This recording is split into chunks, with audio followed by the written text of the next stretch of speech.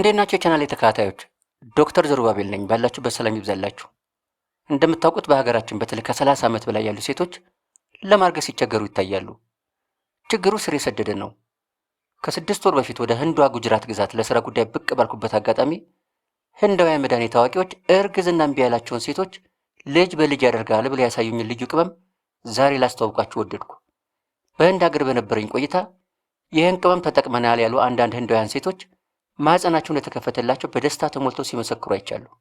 ቅመሙ ለእኛ ኢትዮጵያን አዲስ ነው ብዬ ግን አላስብም። አንዳንድ ኢትዮጵያውያን ሴቶች ቅመሙን አዘጋጅተው ሲጠቀሙበት አይቻለሁ። ነገር ግን ህንዳውያን ሴቶች ቅመሙን የሚያዘጋጁበት መንገድ የእኛ ሴቶች ከሚያዘጋጁበት መንገድ ፍጹም የተለየ ነው።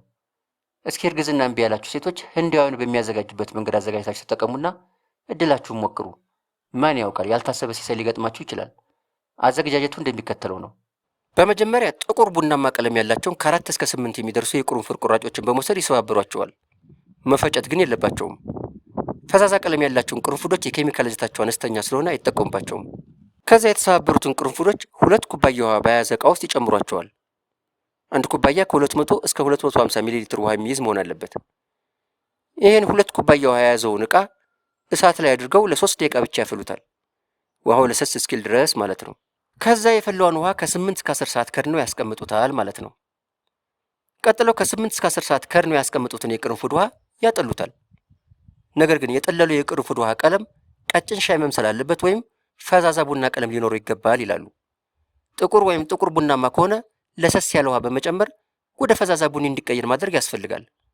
ጥቁር የቅርንፉድ ውሃን መጠጣት ጉበትን ስለሚጎዳ ጥንቃቄ ያስፈልጋል። በመጨረሻም ካጠለሉት የቅርንፉድ ውሃ ላይ ጥቂት የቀረፋ ቁራጮችን፣ 1 ሻይ ማንኪያ ማርና ከ4 እስከ 5 የእንስላል ጥሬዎችን ይጨምሩበታል ማለት ነው። የህንድ መድኃኒት አዋቂዎች የእነዚህ ቅመሞች መጨመር የቅርንፉድ ውሃን እርግዝና የመፍጠር እድሉን ይጨምረዋል ይላሉ። እንግዲህ ይህን የቅርንፉድ ውሃ ጠዋት ባዶ ሆድ 1 ሲኒ መጠጣት፣ ከምኝታ በፊት ደግሞ 1 ሲኒ መጠጣት ያስፈልጋል። ነገር ግን ህንዳውያኑ የባለ መድኃኒት አዋቂዎች የቅርንፉድ ውሃ ወሩን ሙሉ እንደማይጠጣ በክረው ይናገራሉ። አንድ ሴት የቅርንፉድ ውሃን መጠጣት ያለባት የወር አበባ ፈሶ ካበቃ በኋላ ባሉት 12 ተከታታይ ቀናት ጠዋትና ማታ ብቻ መሆን አለበት። ዝም ብሎ በየቀኑ እየተነሱ መቸለስ ሰውነትን ከመጉዳት ውጭ የሚያስገኘው ውጤት የለም። ሌላው ከላይ በተገለጸው ቅደም ተከተል የቅርንፉድ ውሃን ስታዘጋጁ ለየቀኑ የሚበቃችሁን ያክል ማዘጋጀት ትችላላችሁ። በዛ አድርጋችሁ ካዘጋጃችሁም ፍሪጅ ውስጥ አድርጋችሁ መጠቀም ትችላላችሁ ማለት ነው። ለአጠቃቀም እንዲመቻችሁ ግን የቅርንፉድ ውሃ ስታዘጋጁ ማታ ወይም ጠዋት ቢሆን ጥሩ ነው። ማታ ካዘጋጃችሁት ጠዋት እንድጠጡት፣ ጠዋት ካዘጋጃችሁት ደግሞ ማታ እንድጠጡት ማለት ነው። ሌላው እነዚሁ የህንዳውያን መድኃኒት አዋቂዎች የቅርንፉድ ውሃን እንደ ፎሊክ አሲድና ክሎሚድ ከመሳሰሉ ዘመናዊ የእርግዝና መድኃኒቶች ጋር በጥምረት ከተወሰደ ውጤታማነቱን ይጨምረዋል ይላሉ። እናም የቅርንፉድ ውሃን ከዘመናዊ የእርግዝና መድኃኒቶች ጋር በጥምረት ብትወስዱት የበለጠ ውጤታማ ያደርጋቸዋል። ሌላው ከህንድ ባህላዊ መድኃኒት አዋቂዎች የተረዳሁት ነገር ቢኖር ቅርንፉድ ሁሉንም አይነት የእርግዝና ችግሮች እንደማይፈውስ ነው። ቅርንፉድ ውሃ የሚፈውሰው በሆርሞኖች መዛባት ምክንያት የሚከሰቱ የእርግዝና ችግሮችን ብቻ ነው። ለምሳሌ የተዛባ የሆርሞን መጠንን በማስተካከል የእንቁላል ልቀትን ያሳልጣል። የተዛባ የወር አበባ ዑደትን በማስተካከል ለእርግዝና በር ይከፍታል። እንዲሁም ወደ ማህፀን ግድግዳ የደም ዝውውርን በመጨመር ጽንስ በቀላሉ ማህፀን ግድግዳ ጋር እንዲጣበቅ ወይም ጤናማ የጥባቄን ጽንስ ወይም ኢምፕላንቴሽን እንዲኖር ምቹ ሁኔታን ይፈጥራል። ሌላው በማህፀን ኢንፌክሽን ምክንያት መውለድ እምቢ ያላቸው ሴቶችም በቅርንፉድ ውሃ ሊፈወሱ ይችላሉ። የህንድ መድኃኒት አዋቂዎች ቅርንፉድ ጸረ ባክቴሪያ፣ ጸረ ፈንገስና ጸረ ብግነት ባህሪ ስላለው በማህፀን ኢንፌክሽን ምክንያት መውለድ እምቢ ያላቸውን ሴቶችንም ችግር ይፈታል ብለው ያምናሉ። ለምሳሌ ፖሊሲስቲክ ኦቫሪያን ሲንድሮም ወይም በእንቁልጤ ውሃ መቋጠር ምክንያት እርግዝና የተስተጓጎሉባቸው ሴቶች በቅርንፉድ ውሃ ሊፈወሱ ይችላሉ። በነገራችን ላይ ፒኮስ ወይም የእንቁልጤ ውሃ መቋጠር በኢንሱሊን ሆርሞን መብዛትና በሳቢያውም በሴቶች ውስጥ የወንድ ሆርሞን መብዛት ምክንያት የሚከሰት ችግር ነው። ይህ ችግር ደግሞ እንቁላል እንዳይመነጭ እንቅፋት ይሆናል። የቅርንፉድ ውሃ ህዋሳት ኢንሱሊን ሆርሞን እንዲጠቀሙ ሂደቱን በማሳለጥ በተዘዋዋሪ የበዛው የወንድ ሆርሞን እንዲቀንስ በማድረግ እንቁልጤ እንቁላል እንዲያመነጭ ያግዛል ማለት ነው። እንግዲህ ከላይ የተገለጹት የእርግዝና ችግር ያለባቸው ሴቶች በቅርንፉድ ውሃ ሊፈወሱ ቢችሉም የቅርንፉድ ውሃ የደም ፍሰትን ስለሚጨምር የቀዶ ጥገና ቀጠሮ ያለባቸው ሴቶች ፍጹም ቅርንፉድን ባይጠቀሙ ይመከራል። ካለቅጥ የወር አበባ የሚፈሳቸው ሴቶችና የደም አለመርጋት ችግር ያለባቸው ሴቶችም የቅርንፉድ ውሃን መጠቀም የለባቸውም። ምክንያቱም ቅርንፉድ አንቲኮአጉላንት ስለሆነ ደምን በማቅጠን መድማትን ስለሚያባብስ ነው። የእርግዝና ምልክቶች የሚታዩባቸው ሴቶችም ቢሆኑ የቅርንፉድ ውሃን ባይጠቀሙ ጥሩ ነው። በጡት ማጥባት ወቅት ወደ ጨቅላ ህጻናት ገብቶ ጉዳት ሊያደርስ ስለሚችል ልጅ የሚያጠቡ እናቶች የቅርንፉድ ውሃን እንዲጠቀሙ አይመከርም። የአሲድ ኢንፍለክስ ወይም ገርድ ያለባቸው ሴቶችም የቅርንፉድ ውሃን ከመጠቀም ይቆጠቡ።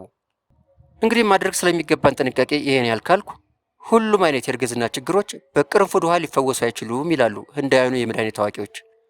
ለምሳሌ ከታይሮይድ እጢ ጋር በተያያዘ የእርግዝና ችግር ያለባቸው ሴቶች፣ የማህፀን ትቦ መዘጋት ችግር ያጋጠማቸው ሴቶች፣ በማህፀን እጢ ምክንያት እርግዝና እምቢ ያላቸው ሴቶች፣ ማህፀን ግድግዳ ላይ በተፈጠረ ጠባሳ ምክንያት እርግዝና እምቢ ያላቸው ሴቶች፣ ተደጋጋሚ ማስወረድ ያጋጠማቸው ሴቶች፣ ከማህፀን ውጭ እርግዝና የተፈጠረባቸው ሴቶች ማለትም ኤክቶፒክ ፕሬግናንሲ የምንለው ማለት ነው። በእድሜ መግፋት ምክንያት በሚፈጠር የእንቁላል ጥራት ችግር እርግዝና እምቢ ያላቸው ሴቶችና ከዘር ውርስ ጋር በተያያዘ ማርገዝ ያልቻሉ ሴቶች በሙሉ በቅርንፉድ ውሃ ሊፈወሱ አይችሉም።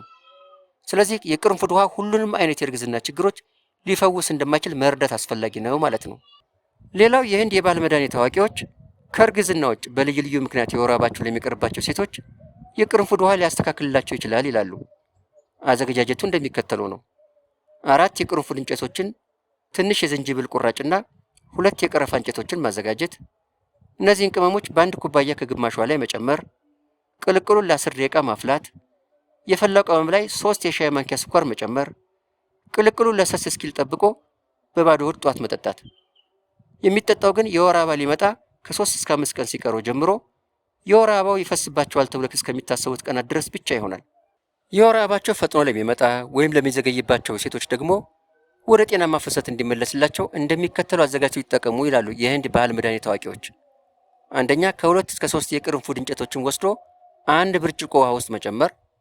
ሁለተኛ እቃውን መክደንና ከ8 እስከ 12 ሰዓት መተው። ሶስተኛ ይህን የቅርንፉድ ውሃ አጥልሎ ጠዋት ባዶ ሆድ 1 ስኒ፣ ማታ ደግሞ 1 ስኒ ውሃ መጠጣት።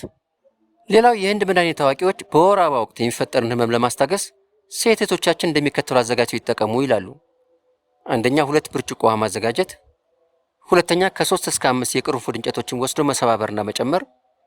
ሶስተኛ የውሃውና የቅርንፉድን ቅልቅል በዝቅተኛ እሳት እያስመቱ ውሃው ቀንሶ 1 ብርጭቆ እስኪሆን ድረስ መጠበቅ።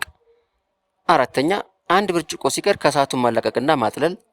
አምስተኛ ለሰስ ያለው የቅርንፉድ ውሃ ላይ 1-2 የቀረፋ እንጨቶችን መጨመር። ስድስተኛ ይህን ቅልቅል የወር አበባ ይመጣል ተብሎ ከሚገመትበት 1 ወይም 2 ቀን በፊት ለሰስ እንዳለ መጠጣት። በመጨረሻ የህንድ መድኃኒት አዋቂዎች ሴቶች ብልታቸውን በቅርንፉድ ውሃ ቢታጠቡ አላስፈላጊ የብልት ሽታ ሊያስወግድላቸው እንደሚችል ይናገራሉ። ለማንኛውም ከብልቱ አካባቢ አላስፈላጊ ኢንፌክሽንን ለማስወገድ የምትፈልግ ሴት በሚከተለው መልኩ ቅርንፉድን ማዘጋጀት ትችላለች። አንደኛ ከ8 እስከ 10 የቅርንፉድ እንጨቶችን ወስዳ 1 ሊትር ውሃ በያዘ ፕላስቲክ ውስጥ መጨመር። ሁለተኛ የቅርንፉዱና የውሃውን ቅልቅል ለ10 ደቂቃ ማፍላት። ሶስተኛ የፈላ ውሃ ለሰስ እስኪል መጠበቅና ለሰስ ባለ ውሃ ብልቷን መታጠብ። እስኪ እናንተ ደግሞ ሞክሩት። እንግዲህ የቻናሌ ተከታታዮች የዛሬ ፕሮግራሜ ስለ ቅርንፉድና ስለ ቅርንፉድ ውሃ አዘገጃጀት ብዥታችሁ እንዳጠራላችሁ ይሰማኛል። በመጨረሻ ግን አንድ ነገር ማለት እፈልጋለሁ። ወደ እናትነት የሚደረገው ጉዞ አድካሚ ሊሆን ይችላል። ነገር ግን ተስፋ መቁረጥ አይገባም። ለመውለድ በዘመናዊ ሕክምና ለመደገፍ ከምታደርጉት ጥረት ጎን ለጎን ባህላዊ ሕክምናዎችን መሞከር ጥሩ ነው። ለእናትነት የሚቆጠብ ጊዜና ጉልበት የለም። ማን ያውቃል፣ ሳይታሰብ የልባችሁ ሊደርስ ይችላል። እንግዲህ በልጅ አምሮት ለምትሰቃዩ እህቶቼ ፈጣሪ አምላክ የልባችሁን መሻት ይስጣችሁ እያልኩ በሌላ ፕሮግራም እስክመለስ ድረስ ፈጣሪ ከእናንተ ጋር ይሁን።